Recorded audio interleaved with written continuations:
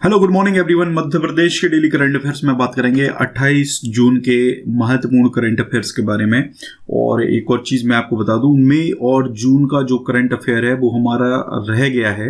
अभी हमने 26 जून से करंट अफेयर को स्टार्ट किया है, ठीक है। तो 26 जून तक का सारा जो करंट अफेयर है, देखिए जून का जो करंट अफेयर है वो मैं आपको वीकली करवा दूंगा, ठीक है। और इसके अलावा मई का जो करंट अफेयर है वो 2 या 3 वीडियो में, या फिर मैं कोशिश करूंगा तो इसको वीकली करवा दूंगा, ठीक है। तो 4 वीडियो करीब मई के बनेंगे, अगर मई का जो कंटेंट है वो सफिशिएंट हो गया तो, ठीक है। बाकी अप्रैल माह की जो मैगजीन है वो आज आ जाएगी, आज नहीं तो कल 100% आपको अप्रैल माह की जो मैगजीन है वो मिल जाएगी। तो एक मध्य प्रदेश के रामबाण नोट्स मैंने आपको बनाए हैं, 70 से 75% क्वेश्चंस। अब ये एग्जैक्ट नहीं कहा जा सकता, हो सकता है इससे आपको और ज़्यादा क्वेश्चन मिल जाए, हो सकता है थोड़े कम मिले, ठीक है ना। तो लगभग एप्रॉक्स इतने क्वेश्चंस आपको इस नोट्स से मिल जाएंगे। इसके अलावा एमपीएसआई एमपी कांस्टेबल की जो टेस्ट सीरीज हैं वो अवेलेबल हैं। इसके साथ 50% डिस्काउंट अगर आप एमपी कांस्टेबल या एमपीएसआई खरीदते हैं तो मध्य प्रदेश करंट अफेयर 2020 पे मिलेगा। और मध्य प्रदेश करंट अफेयर जो है 2018-19 का वो आपको फ्री ऑफ कॉस्ट मिल जाएगी। लेकिन ये ऑफर सिर्फ 5 दिनों तक के लिए है, ओनली 5 डेज। एक दिन निकल गया है, सिर्फ 4 दिन इसके लिए उस ऑफर के लिए बचे हैं। मार्च 2020 तक का करंट आउटलुक यानी कि मध्य प्रदेश का करंट अफेयर अवेलेबल है, ये अगर आप चाहें ले सकते हैं। एनसीईआरटी का सार ये भी आपका अवेलेबल है, क्लास 8, 9, 10 का, यहाँ से ज़्यादातर प्रश्न यहीं से आपके आ जाते हैं। बाकी मैं आपको सजेस्ट करूंगा क्लास 6 से लेके 10th तक का पूरा एनसीईआरटी आप पढ़ें, ठीक है, क्योंकि सारे जो प्रश्न हैं वो आपको एग्जाम में यहीं से मिलेंगे, ठीक है। व्यापम पीबी जो है वो यहीं से सारे प्रश्न पूछता है। चलिए, कल एक प्रश्न हमने पूछा था, सोनभद्रिका नदी का उद्गम स्थल है। देखिए सोनभद्रिका नदी जो है वो एक लोकल रिवर है और इसका उद्गम होता है दतिया में, एक जगह है इंदरगढ़, ठीक है। कई लोग इसमें कंफ्यूज हुए हैं, उन्होंने इसको सोन नदी इंटरप्रेट कर लिया है, ठीक है। ये सोन नदी नहीं है, ना ही सोनभद्रिका सोन नदी का कोई नाम है। अगर हम बात करते हैं सोन नदी के जो दूसरे नाम हैं उनके बारे में, तो देखिए एक टॉलमी ने इसको एक नाम दिया था, ठीक है, इंपॉर्टेंट है। टॉलमी ने एक नाम दिया था इसको सोआ।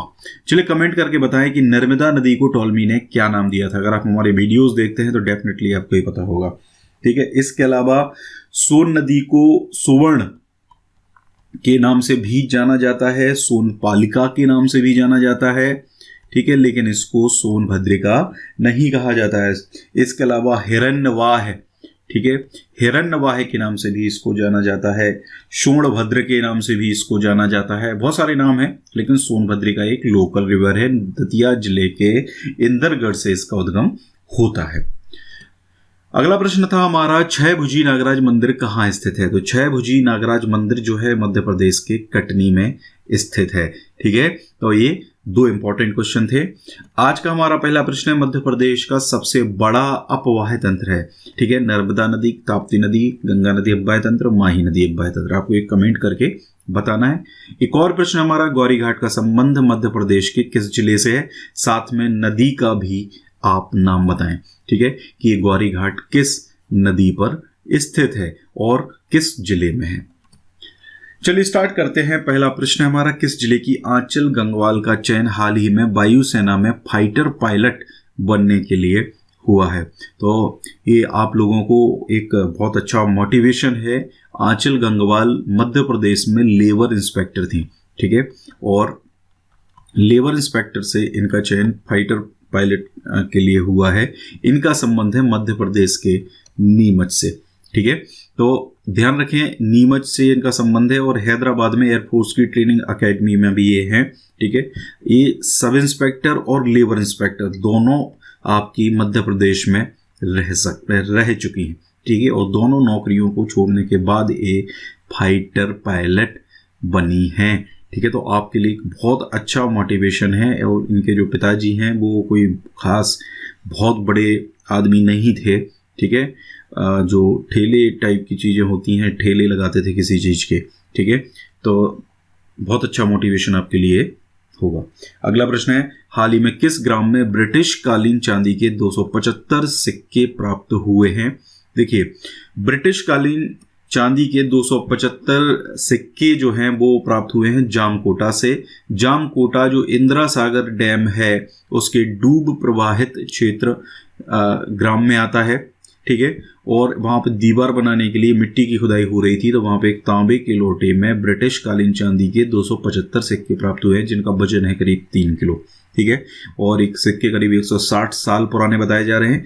इन पर क्वीन विक्टोरिया और किंग एल्बर्ट 7, ठीक है, इनकी आकृति इसके ऊपर बनी हुई है। इसका मतलब यहाँ से पता चलता है कि 1862 से 1901 के क्वीन विक्टोरिया के समय के होंगे, ठीक है, ध्यान रखें। एक और चीज़ आपको बता दूं मैं, आपको पता होगा ये सब जो डैम के प्रभावित क्षेत्र में जो आते हैं, पुनासा में तो आपका डैम है ही, ठीक है, धर्मराय भी आपका डैम का जो प्रभावित क्षेत्र है, ठीक है, उसमें आप प्रभावित क्षेत्र जो है उसमें आता है, ठीक है। हरसूद का नाम आपने सुना ही होगा, काफ़ी विवाद में ये हरसूद ग्राम जो है वो रह चुका है, ठीक है, और इससे मैंने आपको वीडियो में ही बताया है हरसूद के बारे में। अगला प्रश्न है, किस जिले में बनने वाली रिंग रोड को केंद्र सरकार ने भारतमाला परियोजना में शामिल किया है? हालांकि भारतमाला परियोजना में पहले शामिल हो गई थी, लेकिन इसकी ऑफिशियली जो स्वीकृति है वो अभी मिली है। तो ये जो रिंग रोड बनेगी ये जबलपुर में बनेगी। सबसे खास बात है कि ये मध्य प्रदेश की सबसे बड़ी रिंग रोड होगी जो करीब 112 किलोमीटर लंबी होगी। ध्यान रखें, रिंग रोड एक तरीके से एक बाईपास होता है, शहर के चारों तरफ बनाया जाता है, ठीक है, और इस प्रकार से एक रिंग के फॉर्म में इसको बनाया जाता है, इसलिए इसको रिंग रोड कहते हैं, ठीक है। तो इसका जो पूरा निर्माण है वो केंद्र सरकार की निगरानी में होगा, मतलब निर्माण कार्य से संबंधित सारी चीजें, जिसमें से आपका भूमि अधिग्रहण, डीपीआर यानी डिटेल प्रोजेक्ट रिपोर्ट, निविदा और निर्माण के सारे काम जो है वो केंद्र सरकार ही देखेगी। हालांकि भारतमाला में पहले आ गया था, लेकिन भूमि अधिग्रहण या जो डीपीआर है ये सारी चीज़ें राज्य सरकार को करनी थी, लेकिन अब जो है वो केंद्र सरकार करेगी। ये प्रदेश की सबसे बड़ी रिंग रोड होगी, इसलिए ये प्रश्न अपने आप में काफ़ी महत्वपूर्ण हो जाता है, ठीक है। और हमारी जो पीडीएफ मैं आपको देता हूँ उसमें इस तरीके की जो चीज़ें होती हैं वो मैं अलग करता हूँ, टेबलर फॉर्म में आपको देता हूँ, हर महीने उसको अपडेट करता हूँ। अपडेट करने के साथ वहाँ पे एक स्टार लगा देता हूँ। स्टार का मतलब है कि ये इस मंथ में अपडेट हुई है, ठीक है। तो ये सारी चीज़ें जब पूरा 1 साल का कंटेंट हो जाएगा तो आपके लिए एक स्टैटिक जीके जो है ये बन जाएगा, ठीक है। और एक और चीज बता दें, इस प्रोजेक्ट को सड़क और परिवहन मंत्रालय ने भारतमाला परियोजना में शामिल किया था, लेकिन अब पूरी तरह से इसकी स्वीकृति मिल गई है। और ये जो जानकारी है, केंद्रीय मंत्री हैं, केंद्रीय सड़क परिवहन और राजमार्ग मंत्री नितिन गडकरी, इन्होंने जो सांसद हैं राकेश सिंह जबलपुर में, इनको एक पत्र भेजकर इस चीज की पूरी जानकारी अभी हाल ही में दी है। अगला प्रश्न है, कोरोना महामारी के दौर में विभिन्न सेवाओं में रैंकिंग के आधार पर Madhya Pradesh red cross society पूरे देश में कौन से स्थान पर रही है?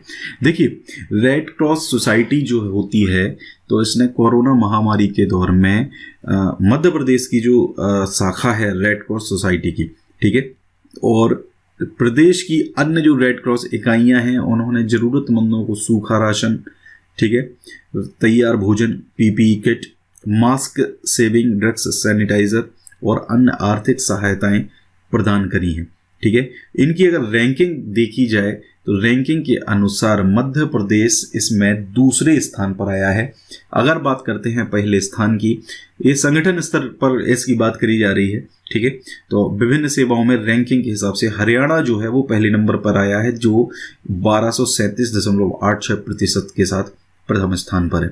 मध्य प्रदेश 740.57% के साथ दूसरे स्थान पर। आपको केवल मध्य प्रदेश का स्थान इसमें याद रखना है, ठीक है।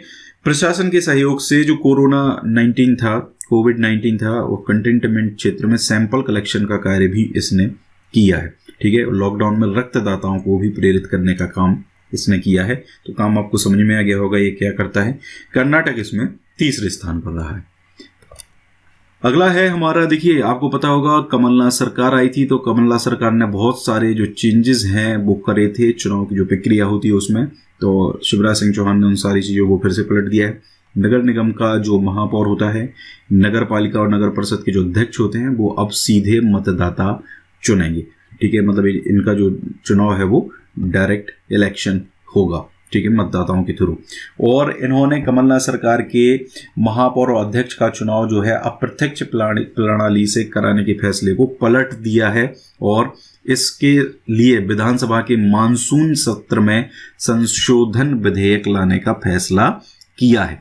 ठीक है, मतलब ये फैसला किया है तो डेफिनेटली ये बदल ही जाएगा। ठीक है, कमलनाथ सरकार ने नगरपालिका अधिनियम में जनवरी 2020 में संशोधन किया था और इन्होंने महापौर और अध्यक्ष का जो चुनाव है वो जनता की जगह पार्षदों के माध्यम से कराने की व्यवस्था लागू करी थी।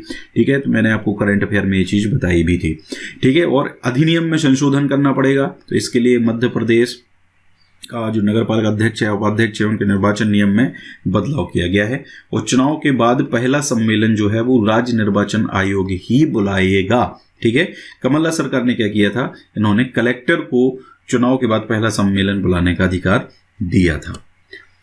अगला प्रश्न है हमारा, भारत सरकार देश में 3 बल्क ड्रग पार्क स्थापित करेगी। इनमें से एक मध्य प्रदेश में स्थापित किए जाने का प्रस्ताव मध्य प्रदेश सरकार के समक्ष अभी रखा गया है। हालांकि ये फाइनल नहीं, अभी केवल प्रस्ताव रखा गया है। जो आपका दवाइयाँ होती हैं, दवाइयों से संबंधित जो यूनियंस हैं, उन एसोसिएशंस हैं, यूनियन नहीं बोलना चाहिए, एसोसिएशंस जो हैं उन्होंने ये प्रस्ताव सरकार के पास रखा है। अब जो कच्चा माल होता है दवाइयों से संबंधित वो चाइना से हमारे यहाँ आता है। अगर ये इकाई हमारे यहाँ बल्क ड्रग पार्क हमारे यहाँ अगर स्थापित हो जाता है, मध्य प्रदेश में स्थापित हो जाता है, तो चाइना से हमारी जो डिपेंडेंसी है वो एक तरीके से खत्म हो जाएगी। ठीक है, चीन पर हमारी 50 से अधिक दवाओं में उपयोगी कच्चे माल के लिए निर्भरता नहीं रहेगी। अभी क्या है, एंटीबायोटिक समेत अन्य जो दवाएं हैं उनका जो कच्चा माल है वो चीन से ही खरीदा जाता है। ठीक है, और केंद्र सरकार जो है अगर मध्य प्रदेश में हो जाता है तो केंद्र सरकार वित्तीय सहायता देगी 1000 करोड़ प्रति पार्क। ठीक है, ये केंद्र सरकार भारत सरकार की तरफ से दिया जाएगा। हालांकि अभी ये सिर्फ प्रस्ताव आया है, प्रस्ताव के बाद अगर ये फाइनल हो जाता है, वैसे शिवराज सरकार है तो डेफिनेटली ये फाइनल होने के चांसेस ज़्यादा है। तो 1000 करोड़ जो हैं वो मध्य प्रदेश सरकार को भारत सरकार देगी। अगला प्रश्न है, हाल ही में किस शहर के करण गांधी लंदन स्थित royal institute of British architect में चार्टर्ड आर्किटेक्ट बने हैं? देखिए, करण गांधी इंदौर से हैं, इंदौर के डेली कॉलेज से इन्होंने पढ़ाई करी है। ठीक है, और royal institute of British architect में ये चार्टर्ड आर्किटेक्ट अभी हाल ही में बने हैं और दुनिया की सबसे कठिन ब्रिटिश आर्किटेक्ट टाइटल से इनको सम्मानित किया गया है। अभी अगर हाल में बात करें तो यूनाइटेड किंगडम का जो आर्किटेक्ट रजिस्ट्रेशन बोर्ड है ARB और royal institute of British architect है, ये अभी उसमें है। और यह जो दर्जा है उससे पहले भारत में केवल 12 आर्टिस्ट को ही प्राप्त है, जिनमें से भी 3 ब्रिटिश मूल के हैं और वे 13वें आर्किटेक्ट बने हैं। इनका संबंध है मध्य प्रदेश के इंदौर से। तो ये बहुत अच्छा अचीवमेंट जो है वो मध्य प्रदेश के लिए होगा। अगला प्रश्न है very very very most important, हाल ही में कौन माध्यमिक शिक्षा मंडल के अध्यक्ष बनाए गए हैं? चलिए कमेंट करके बताएं कि मध्य प्रदेश का जो माध्यमिक शिक्षा मंडल है, ठीक है, माध्यमिक शिक्षा मंडल की स्थापना मध्य प्रदेश में कब हुई थी, किस ईयर में हुई थी? ये चीज आपको कमेंट करके बतानी है। तो देखिए, इनके माध्यमिक शिक्षा मंडल के जो अध्यक्ष हैं, चेयरमैन हैं, वो बनाए गए हैं अभी हाल ही में राधे श्याम जुलानिया। राधे श्याम जुलानिया एक्चुअल में देखिए क्या होता है, कई IAS अधिकारी जो होते हैं इनका संबंध पार्टीज से होता है। ठीक है, जैसे फॉर एग्जांपल BJP पार्टी के माने जाते हैं, लेकिन काफ़ी ईमानदार IAS जो होते हैं उनमें इनकी गिनती होती है। ठीक है, राधे श्याम जुलानिया, ठीक है, बहुत स्ट्रिक्ट अधिकारी ये माने जाते हैं, 1985 बैच के IAS अधिकारी हैं। तो कांग्रेस की जब सरकार बनी थी और SR मोहंती जब मुख्य सचिव बने थे तो ये 21 फरवरी 2019 को खेल मंत्रालय में प्रतिनियुक्ति पर चले गए थे। ये बनाए गए थे खेल मंत्रालय में खेल सचिव। ठीक है, लेकिन अब इनकी जगह पर खेल सचिव बना दिए गए हैं रवि मित्तल। कहाँ पर? केंद्र सरकार में। ठीक है, तो अब ये मध्य प्रदेश लौट आए। मध्य प्रदेश लौटने के बाद फिर इनको बनाया गया है माध्यमिक शिक्षा मंडल का चेयरमैन। दूसरी चीज, माध्यमिक शिक्षा मंडल के अध्यक्ष 1986 बैच की अधिकारी सलीना सिंह अभी थी। इनको प्रोफेशनल एग्जामिनेशन बोर्ड का अध्यक्ष नियुक्त किया गया है। ठीक है, ध्यान रखें कौन? सलीना सिंह। इसके साथ साथ कृषि उत्पादन आयुक्त के सिंह जो हैं वो PEB के अतिरिक्त प्रभार से मुक्त होंगे। इनके पास अतिरिक्त प्रभार PEB का था। इसके अलावा बीज विकास निगम की जो MD जो है सूफिया फारूकी वली, इनको पीईबी का संचालक बना दिया गया है। ठीक है, लेकिन इनके पास बीज निगम अतिरिक्त प्रभार में रहेगा, मतलब वहाँ के बीज निगम की एमडी मैनेजिंग डायरेक्टर ये भी रहेंगी। इसके साथ साथ पीईबी का अतिरिक्त प्रभार इनको दे दिया गया है। तो ये इतनी प्रमुख नियुक्तियां हैं। तो वीडियो देखिए, आप लोग शेयर नहीं कर रहे हैं, अगर आप लोग वीडियो शेयर नहीं करेंगे तो फिर मैं वीडियो बनाना बंद कर दूंगा। पूरा वीडियो देखें, लास्ट तक पूरा वीडियो देखा करें, कमेंट किया करें वीडियो पे और वीडियो को लाइक किया करेंगे। देखिए, शेयर करना बहुत महत्वपूर्ण है, उसी से ही हमें मोटिवेशन मिलता है। अगर आप शेयर नहीं करेंगे तो फिर मैं करंट अफेयर बनाना बंद कर दूंगा पूरी तरीके से। Thank you.